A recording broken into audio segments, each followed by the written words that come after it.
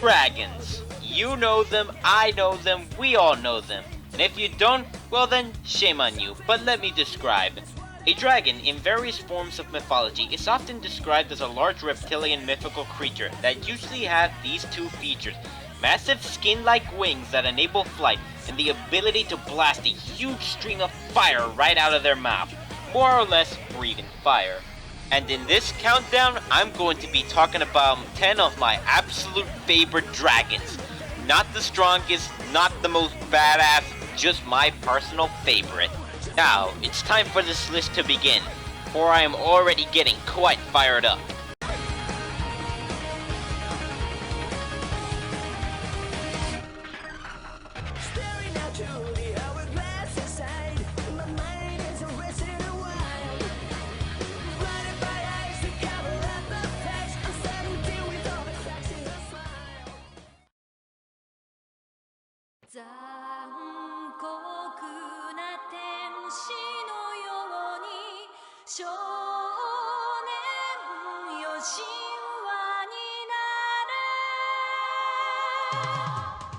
At number 10, we have Carmen from the anime Dragon Century. Carmen is a simple dragon that I liked from an anime I coincidentally found on YouTube, and watching it the first time, I really enjoyed it. But since this is an anime and not a game, it's best to talk about the story and not goof off. Carmen was once just an egg being protected by his mother, and right when he hatched out of the shell and starts crying for her, he is forced to watch as his mother gets killed by the military trying to protect him. Thankfully for him, he was taken by a girl named Rico and begins to raise him as her own. But things start to look bad for them when the military come once again to kill Carmen, and if things couldn't get any worse, a red meteorite crashes into Tokyo and out come a horde of demons ready to feast on mankind. So he and Rico team up to destroy the demons. Sadly, Rico dies in the process on stopping them, and Carmen is left all alone. 200 years later, Carmen has now grown older and stronger, and he meets a new girl named Rulicia, a dragon tamer who had her father killed by a demon, and like before, they team up and defeat the demons once again. And as for personality, well, he's pretty cool. He's a very proud and self-confident dragon, and is very kind-hearted when it comes to his friends. It's typical, but it's what makes a good heroic dragon. But what puts him on the lowest rank on the list is that he's not as interesting as all the other dragons, both in design and character. Still, I like him very much, and who knew dragons would be very good in guerrilla warfare in this universe?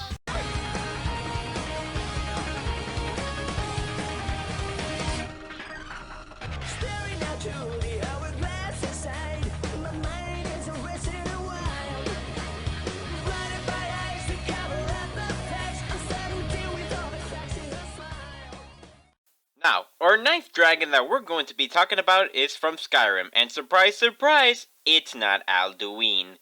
This dragon I put on the list mainly is because of his character, and while he's not as cool as other dragons, he sure had an amazing character.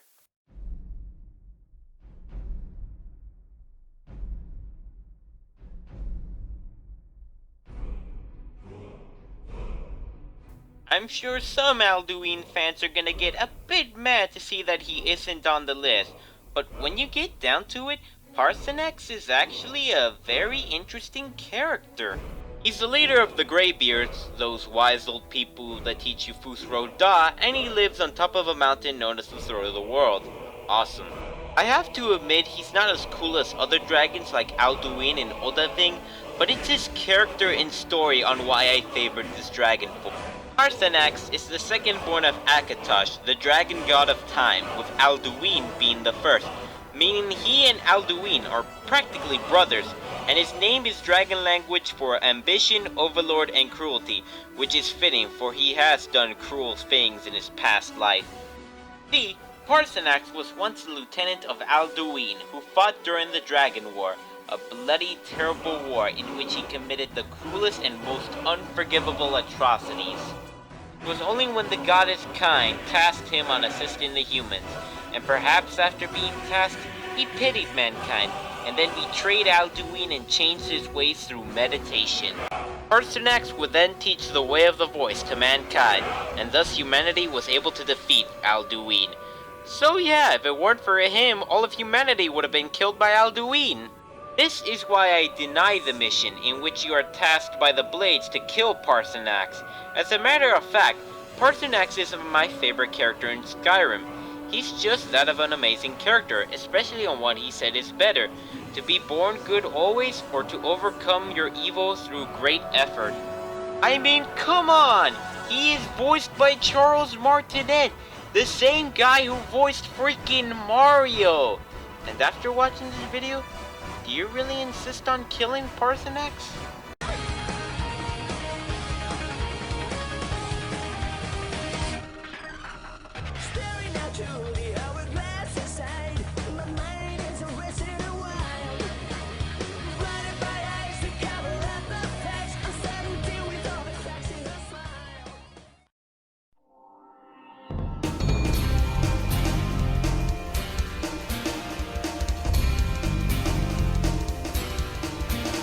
Oh, surprised and possibly pissed to see that Spyro isn't higher on the list?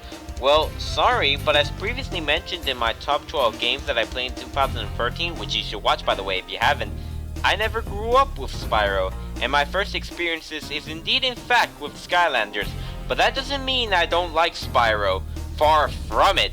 I really do adore Spyro no matter what game he is in.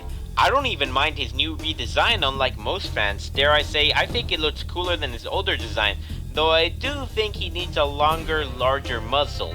However, my love for Spyro doesn't just come from Skylanders. This year I have recently played Spyro 2 Ripto's Rage and Dawn of the Dragon, and so far, those games are good. Really good. Then there's his common lore. Spyro belongs to the Purple Dragons, a rare and ancient race of powerful dragons that are capable of using more than one magical element. But that said, Spyro is pretty damn strong, even for a dragon. Granted, he's not as big as other dragons, in fact he's practically the smallest dragon on the list, but his small size makes him incredibly quick-footed and agile. When there is something his fire breath can't burn, he can always charge at his foes, and he's shown to use his claws in the later games. Personality is also unique too. In the beginning, he was very bratty and mischievous. In The Legend of Spyro, he was more naive and compassionate. And in Skylanders, it's a little bit more of the same thing. But no matter what personality he has, he will always be there to protect his home from danger and has saved the world on numerous occasions. He even managed to use all of his powers to prevent the apocalypse. That is the sign of a true heroic, determined dragon.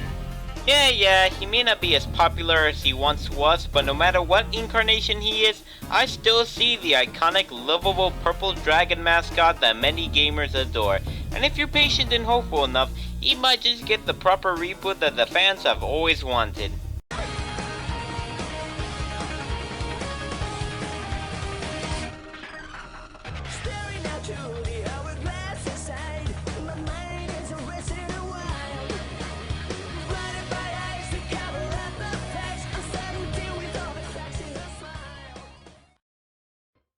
His skin and armor is like tenfold shields. His teeth are like swords. His claws spears. The shock of his tail is thunderbolt. His wings are perfect. His breath, fire. And he...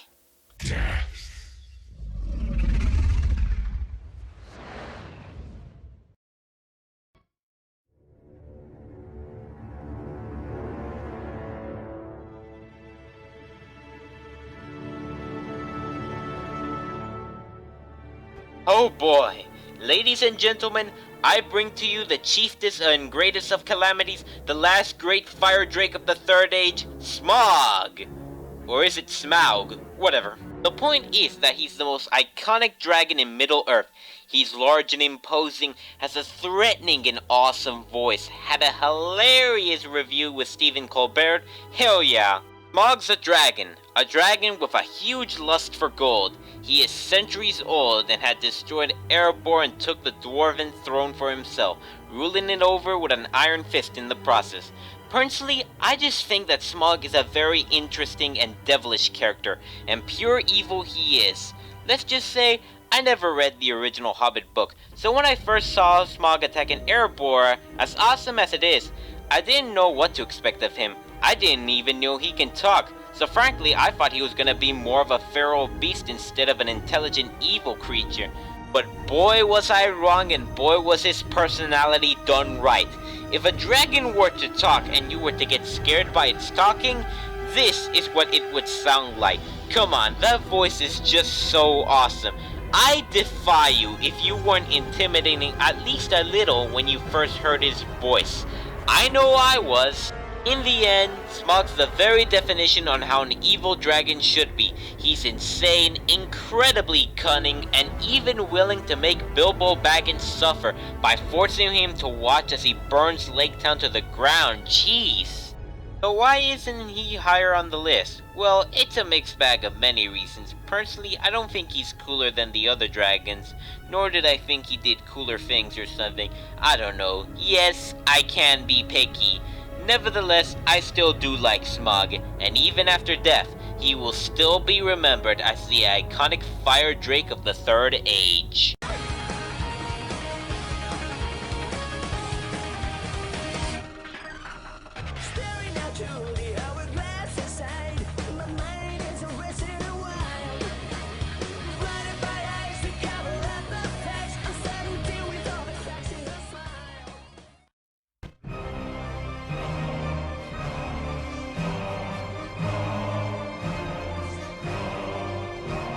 Oh yeah, it's Deathwing.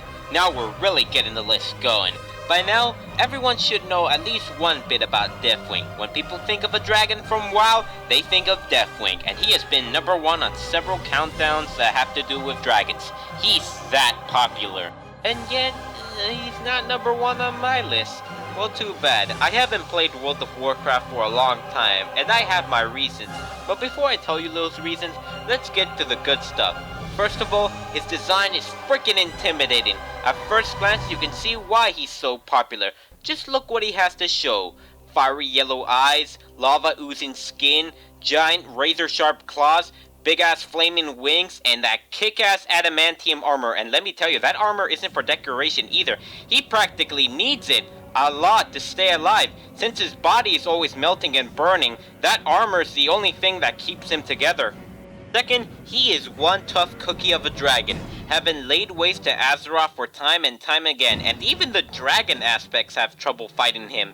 It took our heroes to go back in time to retrieve the dragon soul once more in order to beat him. He is one badass drake that you don't want to mess with, especially if you're alone and have no one to help you. Unless you're that kind of person who likes to grind endlessly to a point where you can take down Deathwing by yourself because you're some sort of freak of nature. Sorry, couldn't help myself. Deathwing was once known as Neltharion, the Earth Wanderer, who was corrupted by the whispers of the old gods, and so he betrayed the dragon aspects and used the dragon soul to satisfy his own needs, which ends up corrupting him into what he looks now. But I don't know about you, but I just find him really ugly. Well, at least for me anyways. But he's still a really cool, badass evil dragon.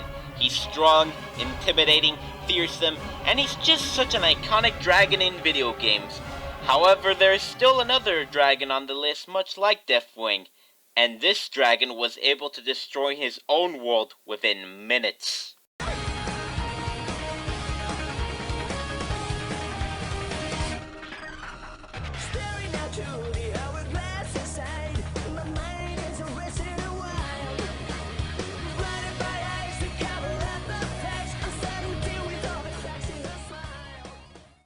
This is a dragon from a video game franchise that despite how much I have heard about it, I've never even played. But to be honest, this dragon is too good to be left alone.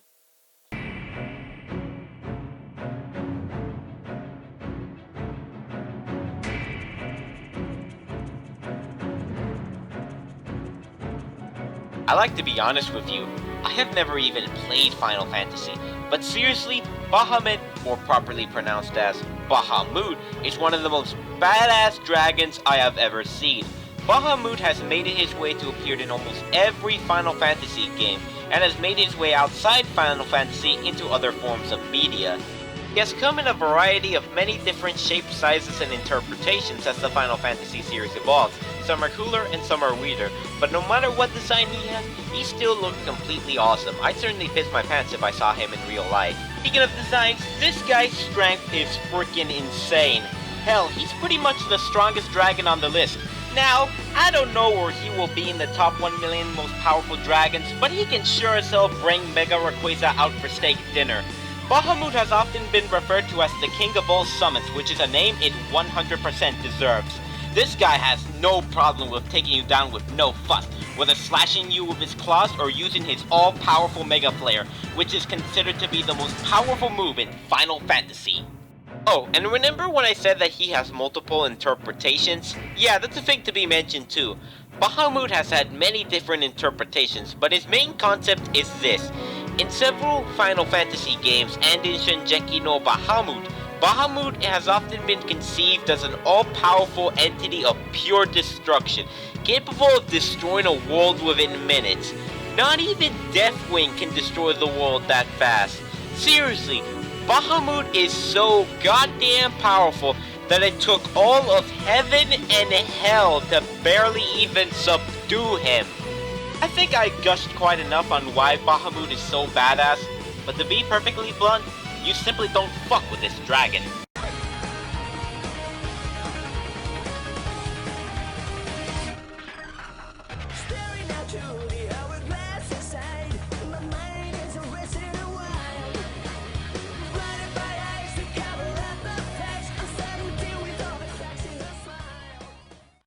Now, out of all the dragons on the list, this one has to be the strangest to me. Good night, Zero.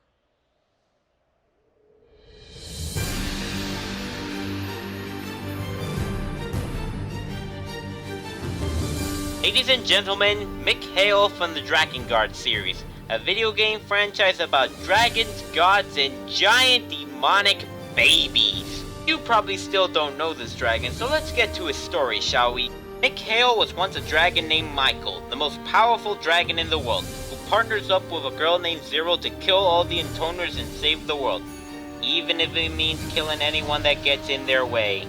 And in their blood-soaked adventure, he gets killed, but reincarnates himself into a new dragon named Mikhail, a childish, high-pitched, squealing, stinky albino dragon that is Mikhail. So yeah, Mikhail's not like your typical dragon, but I still like him. In fact, he's the character that I find most likable. I mean, come on, when your main character is a psychotic, foul-mouthed bitch that kills people, someone had to ask questions about all these killings. And out of all these people, it had to be the albino dragon. He's also a dragon who doesn't like killing, even if he does that a lot, which I actually feel kinda bad for him.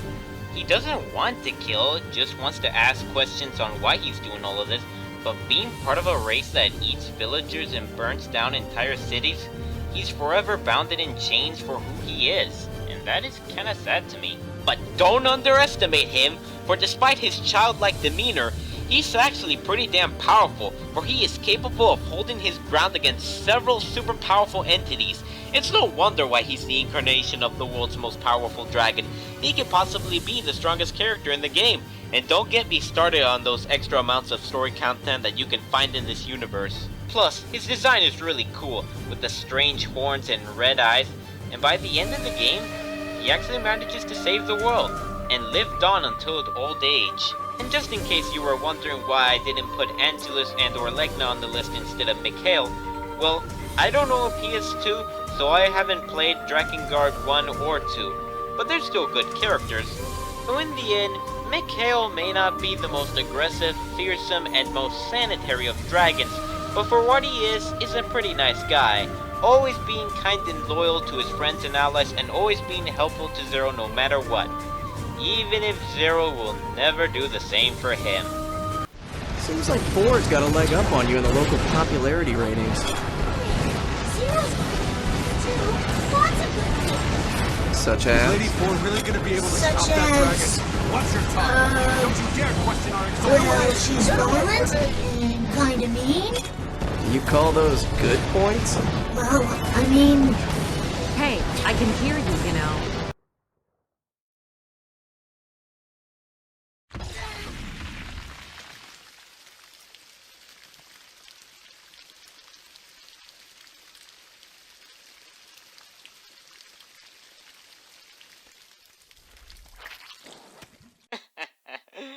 That's nasty.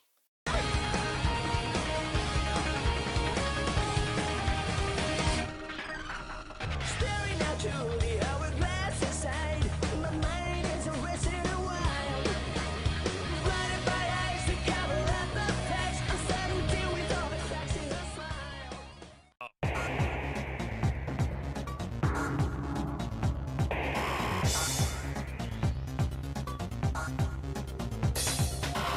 Oh yeah, now we're getting to the good stuff. At number 3, we have Metroid's favorite badass galactic pterodactyl-headed purple dragon, that is Ridley. Ridley is freaking awesome. He's by far the best thing about the Metroid series, besides Samus of course. He's the leader of the Space Pirates, and he's damn well deserving of that title, having appeared in almost every Metroid game. He's also a dragon that proves to be a worthy boss fight, with his claws down ferocious arsenal ranging from simple fire breath to giant explosive fireballs, swiping you with his tails, blowing you away with his wings, vaporizing you with laser breath, or just simply trying to rip and tear you to shreds with his giant claws. This guy can always ensure to keep the player on its toes. And if all of that fails, then don't think that this will be the last you've seen of Ridley, for he has cheated death on numerous occasions. And it's not even simple resurrection that brings him back from the dead either. No, he's actually came back in a variety of ways that I actually find very fascinating. From having his memory and DNA installed into a robot body, to having his corpse infected and cloned by X-parasites, to being fused with Phazon, to being cloned by the Galactic Federation that actually makes Samus piss herself. But can you blame her? This is the fucker that killed Samus's parents, and he has always been there to torment Samus and make her life a living hell. Which brings us to his personality, and dear God. At first you may not see Ridley's true nature other than his violent bestiality, but if you dig deeper, you'll see that Ridley is by far one of the most sadistic villains I've ever seen in let alone a Nintendo game. He's a violent, sadistic, yet cunning sociopath who enjoys killing people and watching their suffering. Kinda like Smaug, but even more terrifying. Ridley is without doubt the most sadistic dragon I've ever seen.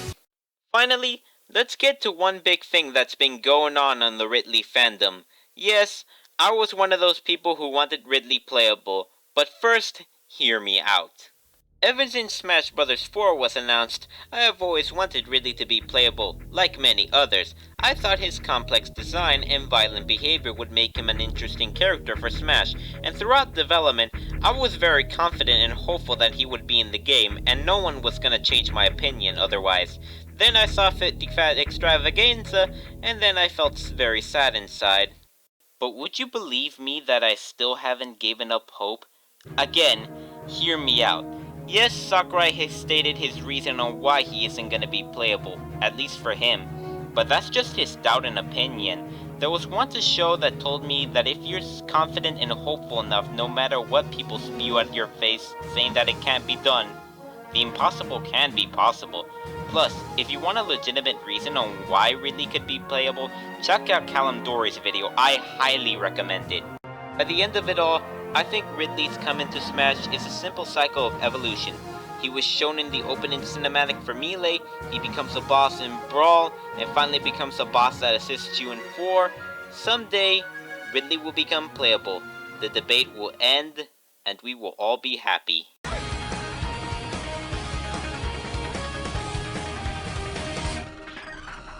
Staring out through the hourglass inside, my mind is racing wild. Blinded by eyes that cover up the facts, I'm starting to deal with all the cracks in her smile. Where was I again? Oh yeah, dragons. They are by far the most iconic mythical creature that have always captured our imagination despite not existing. They have come in a variety of shapes and sizes and interpretations. They're either mankind's greatest ally or a beast to be slain. And to be fair, I really don't like the bad and evil side of dragons. And it seems a lot of people really love this side to the mythical creature.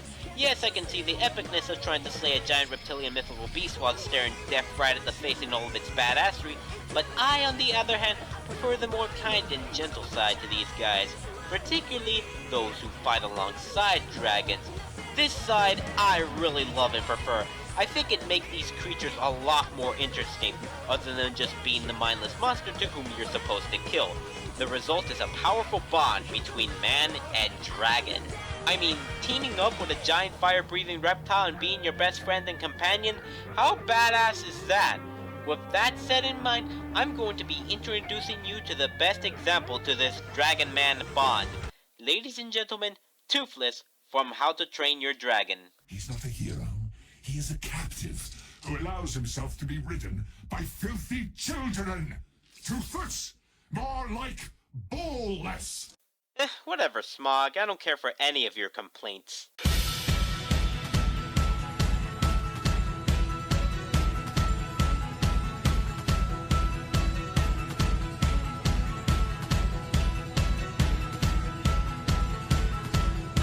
Yes, that's right, everyone. At number 2, we have by far the most amazing dragon I have ever seen. The cute, the badass, the mysterious dragon that is Toothless. Oh my god, I freaking love this dragon ever since I saw How to Train Your Dragon. And throughout making this entry, I have had a really hard time on writing on what I should say in the script. I guess it's best to talk about his origin story first, like always. Toothless is the Night Fury, a super powerful, intelligent breed of dragons whose origins is shrouded in mystery. And so far, we don't know what happened to these dragons. Were they hunted down to extinction, or are they all in a place far beyond anyone's reach? Whatever happened to them is unknown, but one Night Fury found its way to Berk, an island settlement of Vikings that's constantly attacked by vicious dragons, and that Night Fury was Toothless. He was then captured by a boy named Hiccup, which ends up breaking a part of his tail in the process, preventing him from ever flying. But rather than killing Toothless to impress his father Stoic, our protagonist Hiccup spares its life out of guilt and sympathy. Hiccup would then study Toothless to know more about him, gives him a new tail prosthetic which allows him to fly again, slowly growing a really close bond between him and Toothless as time passes, and realizing that the dragons are not what they seem. Turns out there was this big bad evil dragon forcing all the other dragons to feed it endlessly, and so together with the help of friends, they take down the monster behind all of Berk's problems down and bring in peace to man and dragon. And the rest is history. First of all, let's get to Toothless' design. Let's just say, it's a very simple, but at the same time, very original and unique, unlike any other dragon that I've ever seen, despite its simplicity. Just the very slim, almost weasel-like body structure with the fins on its back and tail, and those long scale things on its head that resemble ears, not to mention those retractable teeth that gave Toothless its name. It's a design that's both pretty cool and pretty freaking adorable. I defy you if you don't like that face of his. Of course, with a great design comes great power. Being the supposed last remaining of the, I quote, unholy offspring of lightning and death itself, yeah, that's pretty extreme for a dragon this cute. But Toothless really does live up to his name. Belonging to the class of dragons known as Strike Class, Toothless is really fast, possibly the fastest dragon on the list. He also has echolocation, which can be used very well underground, and a keen sense of smell. His primary attacks are using his large powerful jaws with those previously mentioned retractable teeth, and his ability to blast explosive long-range fireballs which Hiccup refers to as plasma blasts. All of these features make Toothless a very capable fighter. He can hold his own against a monstrous nightmare, go claw to claw with a vicious Skrill, take down a giant evil dragon, and even defeat an alpha dragon and take in the role of alpha. And thanks to that incredible strength of his, he was able to help and save the island of Berk from intruders for time and time again. And while he's not fighting whatever threat that comes to Berk and generally kicking ass, by far the best thing about Toothless is the bond between him and Hiccup. We always enjoyed their relationship. From watching them play around, argue over things, take to the skies, the bond between Hiccup and Toothless is so real and genuine that it's really hard not to like him. And this is reflected very well in the holiday special Gift of the Night Fury. During the movie, Hiccup gives Toothless an improved tail prosthetic that allows him to fly freely without Hiccup's need. But by the end of the movie, he rejects it in favor of his old prosthetic. In a way, he tells Hiccup that he doesn't care where he's flying. Just as long as he's with him, he's happy. What can I say? He's strong, he's badass, he's playful, he's adorable, he's Toothless. If Ridley was the prime definition of how terrifying a dragon can be, then Toothless and others like him are the prime example that dragons make wonderful companions.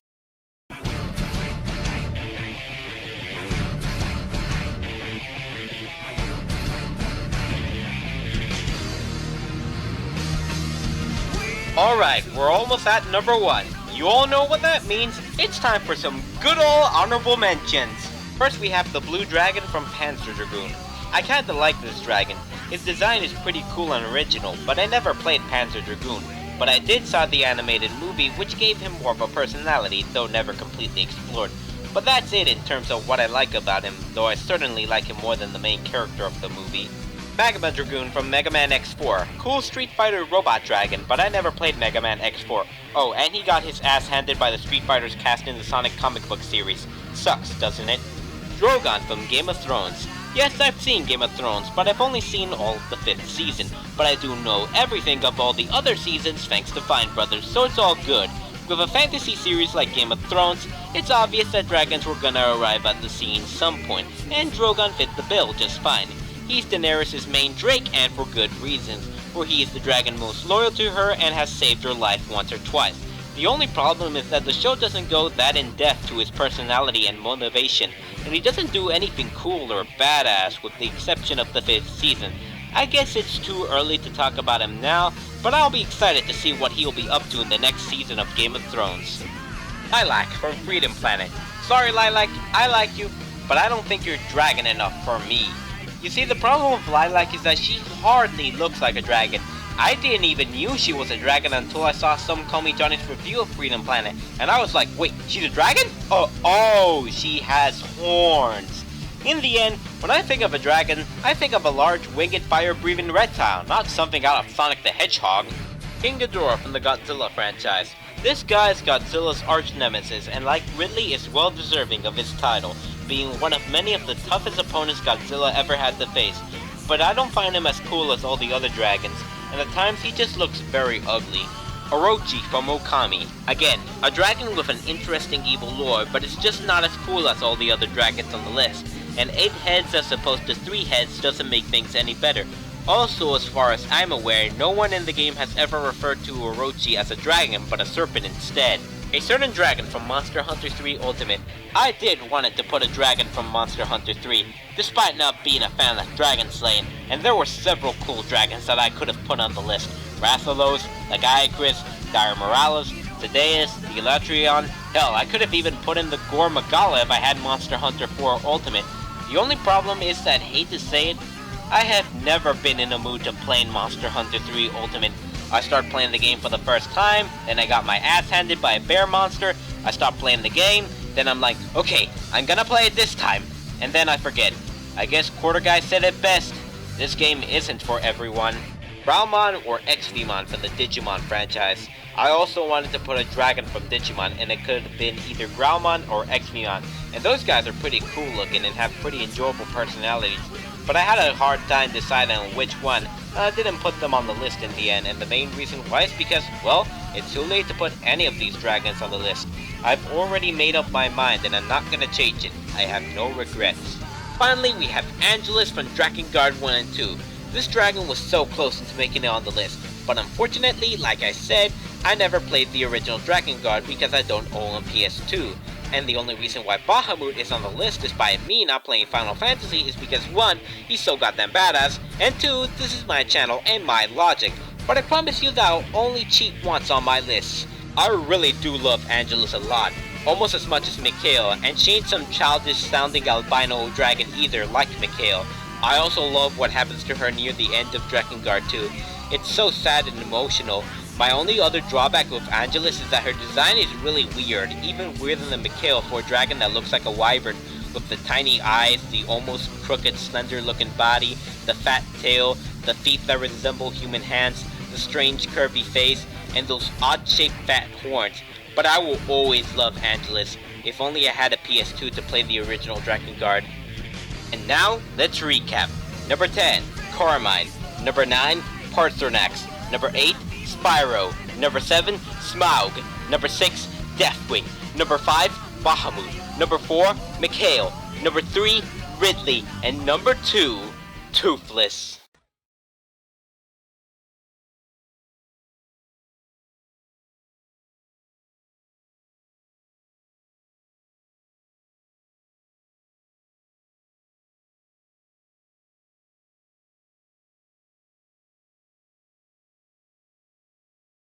Alright everyone, my all-time favorite dragon is here, and guess what? It's from Pokemon! Now, the world of Pokemon is jam-packed with lots of kick-ass dragons. Dragons in the Pokemon world are best known for being the most powerful typing in existence, with their insane stats, strong as hell moves, or just their overall badass appearances. So many of these dragons could easily reach the number 1 spot with no fuss. But of course, there's only one dragon in Pokemon that I love so much than all the rest. Can you guess who that Poké-Dragon is?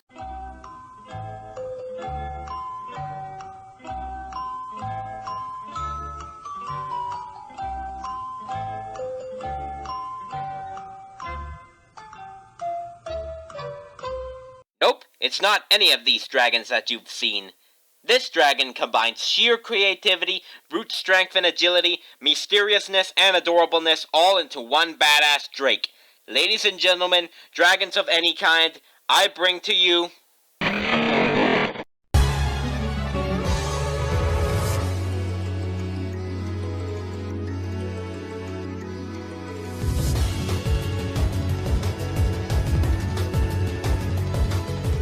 There, I said it. I said it with my own goddamn fire breath. Come at me, Charizard and Salamence lovers, but Flygon for the 3rd generation of Pokemon is without a doubt my favorite dragon, period. In all my entire life of loving dragons, never have I adored another dragon that's as kick-ass and as original as Flygon. First of all, his design. Where do I even begin? Well, it's very similar to Toothless' design in its cuteness and originality, which is not bad either because both dragons have many fan arts to show off their similarities. But Flygon's design just excels even higher. First of all, Flygon isn't some typical fire-breathing Drake. Oh no, he's part dragon, part ant, and part dragonfly. All of that accommodating into the most original dragon design I have ever seen. Just gaze into its majestic appearance for a sec. That color palette of red and green, its slick, slender body structure, the long horn-like antennae that point back, those red insectoid lenses on its eyes, and those flat paper dragonfly wings. It's basically an antlion, but what Game Freak came up with is just so awesome and cool looking. Some people say that Flygon hardly even looks like a dragon, and yet that's what makes him so original and unique. And if you're asking for power, well, Flygon's got my back on that regard. Sure, he may not be the most strongest dragon, but he's still very strong.